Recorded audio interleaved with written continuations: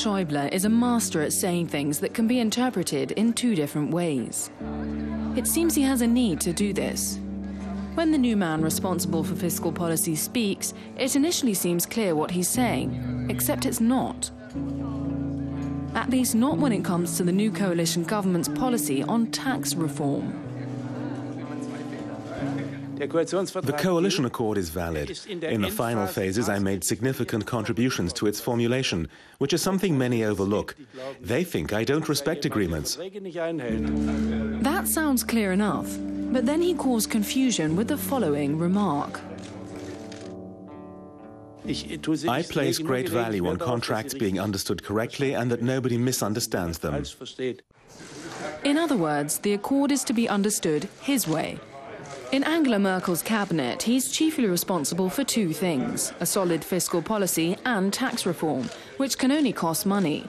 The Conservatives' coalition partner, the FDP, is determined to reform taxes, but Schäuble appears to be taking a different tack. According to everyone who knows about tax reform and has addressed the issue for some time, what's in the accord is not a major tax reform, but a step towards major reform. That's indisputable. Wolfgang Schäuble's appointment as finance minister was a surprise. Many thought the 67-year-old wouldn't take any post in Angela Merkel's second government. But Schäuble is a political survivor.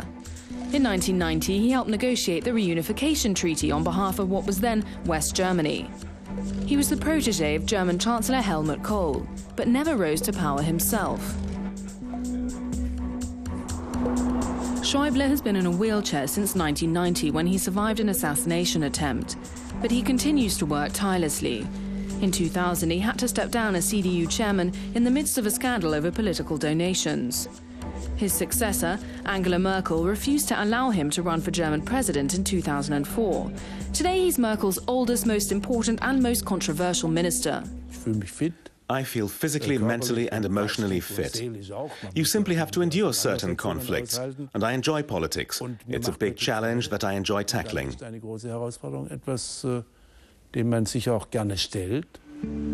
The challenge is clear. German public debt is rocketing up at the rate of 4,439 euros a second.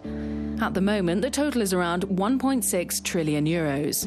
And the billions spent on the latest tax relief, stimulus and bank rescue programs aren't yet included in that sum. The Finance Ministry is already working on budget proposals for the coming years. The Finance Minister says there's not much leeway for reform. The issue isn't so much the 2010 budget, it's the pressure that 2010 will place on 2011 and beyond. A week earlier, the Chancellor presented her new government's policies. As is her custom, she said a great deal but promised little. But what she said about tax policy was unusually concrete. Observers viewed them as a major concession to her impatient coalition partner, the FDP.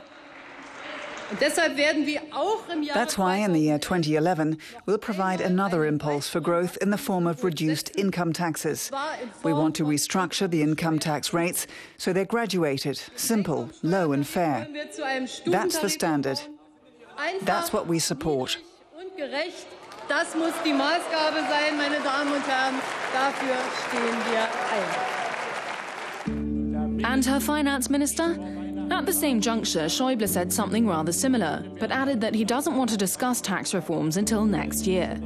Is this Schäuble in revolt, or Merkel and Schäuble simply playing different roles? Schäuble likes to describe himself as Chancellor Merkel's shield.